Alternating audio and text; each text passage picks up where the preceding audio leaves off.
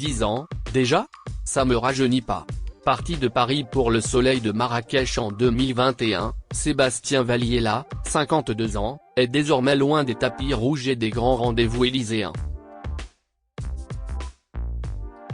Mais quand on l'appelle pour évoquer le fameux Gay TG8, ses souvenirs de paparazzi reviennent plus vite qu'un flash. Et pour cause, l'homme aussi sans couverture de magazine reste particulièrement fier de ce qu'il appelle son meilleur coup. Avec l'inoubliable photo de Mazarine Pinjot pour Paris Match en 1994, son autre grand fait d'armes qui a fait trembler la République. Un scoop bien plus difficile à décrocher que celui du président normal à scooter, paru dans Closer. Cela a eu un vrai impact sur ma vie, savoure sans fanfaronner celui qui gère désormais Deria à Marrakech. En particulier celle de François Hollande, parce que certains avaient profité de ma jeunesse pour s'approprier mes photos de Mazarine. Obligé de quitter le métier, devenu trop peu rentable à ses yeux, le plus réputé des ex-paparazzi s'adonne à des activités plus artistiques pour des galeries. Non sans une pointe de nostalgie pour ces années à chasser les stars et les présidents comme François Hollande, pris en flagrant délit d'un adultère dont il nous raconte les coulisses pas tout à fait normales. Gala.fr, à quoi devez-vous ce coup, à votre flair ou à l'imprudence de l'ex-président? Sébastien Valliella, les deux. Son erreur a été de se débarrasser de sa sécurité.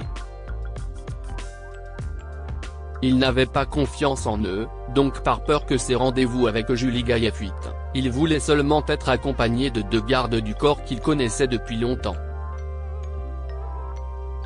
C'était idiot. Quelle a été la plus grande difficulté? Comprendre où il se voyait et comment. On a mis 1 an à trouver l'appartement rue du Cirque, qui était une bonne idée. Car un souterrain permettait de se rendre de l'Élysée jusqu'à l'hôtel Marigny, dont l'arrière donnait sur la rue de l'appartement. Grâce à ça, personne ne voyait qu'il sortait du palais présidentiel. Ensuite, il n'avait que quelques mètres à faire en scooter et avec le fameux casque pour ne pas être vu. Le souci, c'était qu'il était avec des gardes de corps que l'on connaissait. Une fois qu'on avait trouvé l'endroit, en 1 semaine c'était réglé. Comment avez-vous repéré cet appartement? Un jour, on m'a appelé pour me dire que Julie Gaillet était au café de Flore.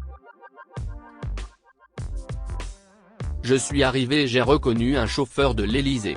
Je les ai suivis jusqu'à la rue du Cirque. On savait que c'était elle qui nous amènerait au NIA à un moment. C'était l'appartement d'une amie où elle travaillait régulièrement. Les gardes du corps de François Hollande ne vérifiaient rien. Vous vous êtes déguisé en pompier pour le mariage de Pascal Obispo. Avez-vous eu encore besoin d'un déguisement? Pas cette fois. La rue donnant sur celle du Bristol, où sont garés des Mercedes noires aux vitres teintées, j'ai décidé de louer le même véhicule pour me cacher. Pour ne pas être repéré, j'ai même copié la pancarte plastifiée du Bristol présente devant le volant. Les gardes du corps n'ont rien surpris, ils ne vérifiaient rien. J'ai même pu installer une caméra dans l'immeuble d'en face, dans la cage d'escalier au 1er étage.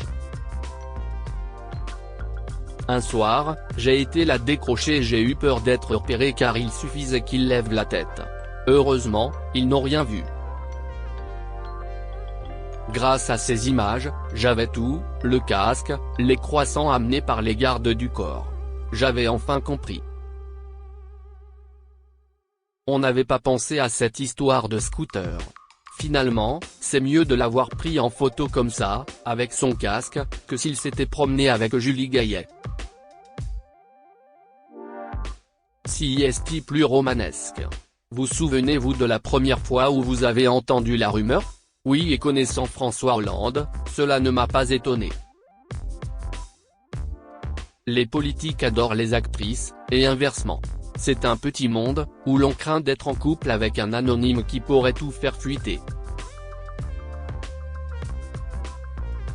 La rumeur concernant Julie Gaillet circulait depuis plus d'1 an, et elle avait porté plainte contre un site d'extrême droite pour avoir évoqué ces bruits.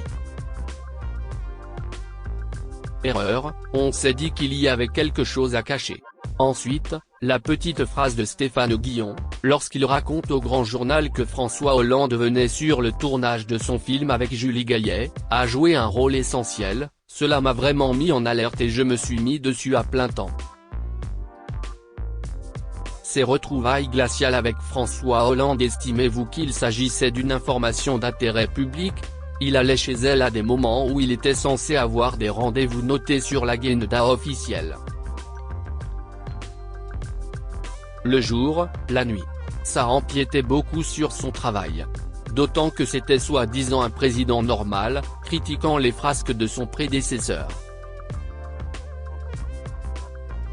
On a montré qu'il mentait aux Français là-dessus. Et donc peut-être sur d'autres choses. Deuxième élément, sa sécurité était indigne d'un président. Il était inconscient, c'était très facile de l'attaquer près de l'appartement de Julie Gaillet.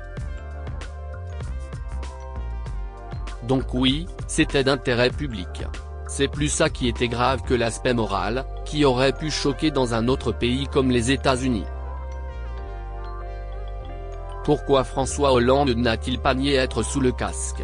Lors de la réunion de crise à l'Élysée, je sais qu'ils ont hésité à démentir. Sauf qu'ils se sont dit, s'il y a d'autres photos, c'est fichu. De notre côté, on a tout vérifié, sa montre, ses chaussures. C'était lui. Avez-vous recroisé Julie Gaillet depuis ? Non. En revanche, j'ai recroisé plusieurs fois son mari. Comment se sont passées les retrouvailles ? La première fois, c'était aux commémorations du 11 novembre, quand j'étais photographe officiel d'Emmanuel Macron, au début de son premier mandat. François Hollande était dégoûté de me voir. Il se dirige vers Emmanuel Macron en tribune et tombe sur moi, j'ai cru qu'il allait faire une attaque. Il a changé de tête. Me voir, c'était déjà dur, mais alors avec son successeur qui n'est pas son ami non plus. Il paraît que quand je suis devenu photographe d'Emmanuel Macron, il s'est interrogé sur sa possible responsabilité dans le Gaïtji-Gate. Alors que c'est évidemment faux. Je ne connaissais pas Emmanuel Macron à l'époque. On sait que leurs rapports sont devenus compliqués. Le Gaïtji-Gate l'avait-il amusé ? Il ne me l'a jamais dit, mais bon. J'ai compris qu'il était là le soir où François Hollande a découvert que le scoop sortait le lendemain et qu'il y a eu une réunion de crise à minuit. Un jour, il m'a dit en souriant, « À cause de toi, je n'avais pas dormi de la nuit ». François Hollande avait appelé tout son entourage pour savoir ce qu'il fallait faire et Emmanuel Macron en faisait partie. Lui a été malin, il a vu que je me planquais, donc il s'est dit que ce serait mieux de travailler avec moi. Vous avez donc recroisé François Hollande ensuite ? Oui, à l'enterrement de Johnny Hallyday.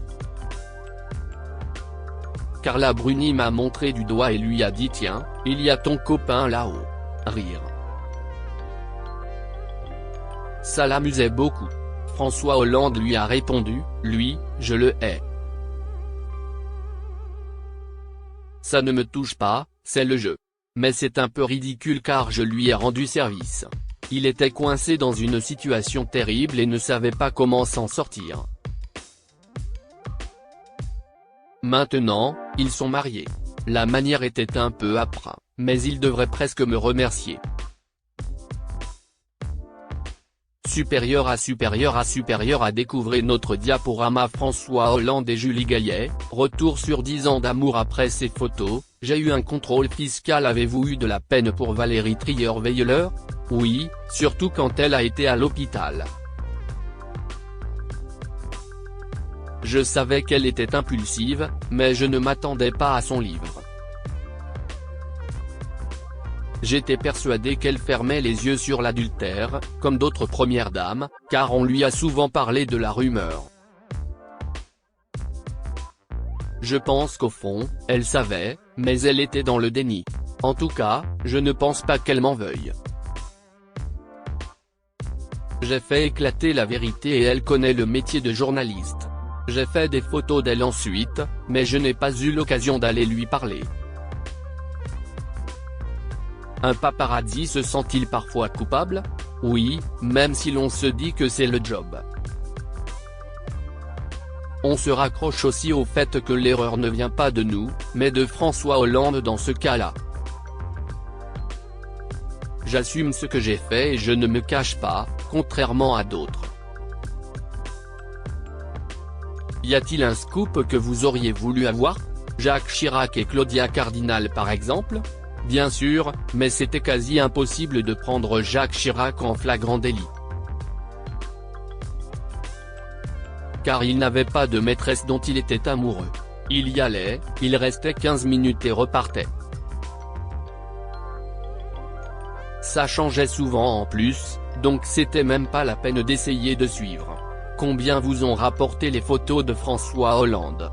Elles valaient 50 000 €. Mais en enlevant les frais, car il y avait aussi une agence derrière tout ça, il ne me restait que 7 000 ou 8 000 €. Ce qui n'est pas énorme au vu de l'écho et du temps passé dessus. C'était plus un coup de prestige qu'un coup d'argent. Les sujets internationaux m'ont plus rapporté, comme le premier baiser entre Brad Pitt et Angelina Jolie. Ces images vous ont-elles aussi posé des problèmes? Oui, j'ai été attaqué par Julie Gaillet, même si je m'en suis sorti sans dommage, et surtout j'ai eu un contrôle fiscal. Je n'avais rien fait de mal mais j'ai dû payer 50 000 €. La contrôleuse me l'a avoué, je dois faire plaisir à ma hiérarchie, donc j'ai compris que le président m'en voulait beaucoup. Moi, je n'ai pas de rancœur, mais je trouve ça pathétique. J'ai travaillé avec tous les présidents, et je n'ai jamais connu telle mesquinerie. Vous avez donc un meilleur souvenir de François Mitterrand? Totalement. Bon, avec Mazarine, ça a parfois été tendu. Elle en avait marre en planque devant chez elle, après la première couverture de Paris Match, elle avait fini par accepter un rendez-vous pour avoir la paix. Mais le titre Mazarine pose pour Match l'a agacée. Donc lors du Gaïti-G8, elle en a profité pour m'attaquer en disant qu'elle s'était sentie sale d'être exposée à l'époque. Pourquoi avoir accepté notre rendez-vous, alors? Comme pour François Hollande, nos photos l'ont finalement servi. Elle n'aurait jamais été considérée si son existence avait été révélée après la mort du président. François Mitterrand avait-il donné son accord pour qu'elle apparaisse en couverture? À demi-mot. Les photos avaient reçu un feu orange de l'Élysée. Donc on a foncé. Ça l'arrangeait. J'ai ensuite beaucoup travaillé avec la famille. J'intriguais Mitterrand car j'avais l'âge de sa fille. Il était totalement gaga de Mazarine et m'avait fait une remarque à propos de la première couverture, vous ne trouvez pas qu'elle avait un air d'Isabelle Adjani? Si est aussi ce que j'ai aimé dans ce métier, créer des liens avec les présidents, bons ou mauvais. Crédit photo, Franck Castel.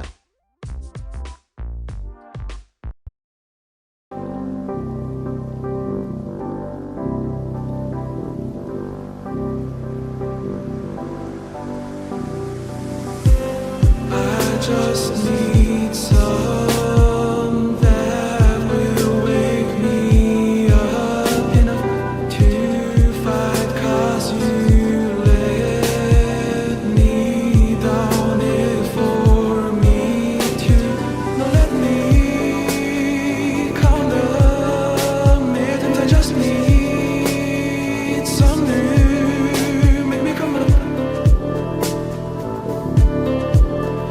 We were that we had to first.